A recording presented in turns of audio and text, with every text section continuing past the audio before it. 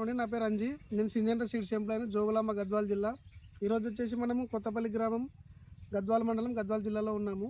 ఇక్కడ రైతుకు వచ్చేసి నరసింహుడు, ఈయన మన సింజెంటా వారి దివా రకం వేసినాడు.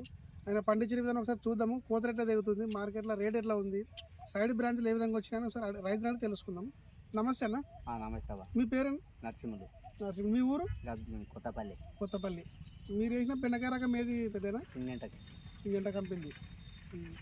ఎట్లా ఉంది మనం ఇప్పుడు మీరు వేసినారు కదా బెండ, కోతలు బాగా వస్తుందా? టెంపరేచర్లు కూలర్లు ఏమంటున్నారు? మార్కెట్ కూడా రేట్ ఎట్లా పోతుంది వేరే దాంతో పోలిస్తే? బాగానే పోతుందా? సైడ్కి బ్రాంచ్లు ఎట్లా వస్తున్నాయి? ఎక్కువనే ఉన్నాయా?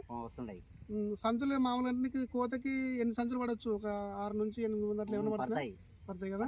తెంపే కొద్ది వస్తుందా కోత? తెంపే కొద్ది వస్తూనే ఉంటుంది. వచ్చిన కూలర్లు కూడా బెండ లాభం ఏం లేదు, బాగా దిగుతుందని చెప్తున్నారు కదా. రైతులు ఏమైనా వేసుకోవచ్చు ఈ రకము? పంట బాగా చేసుకోవచ్చు. పంట బాగా వస్తుంది కాబట్టి వేసుకోవచ్చు రైతులు. సరే, రైతులు అయితే ఈ రకం వేసుకోవచ్చు. రకమే సింజెంటా కంపెనీ దివా. ఈ వీడియో చూసిన రైతు సోదరులు మన సింజెంటా కంపెనీ దివా వేసుకోవాల్సింది కోరుచున్నాం. థ్యాంక్ యూ అండి.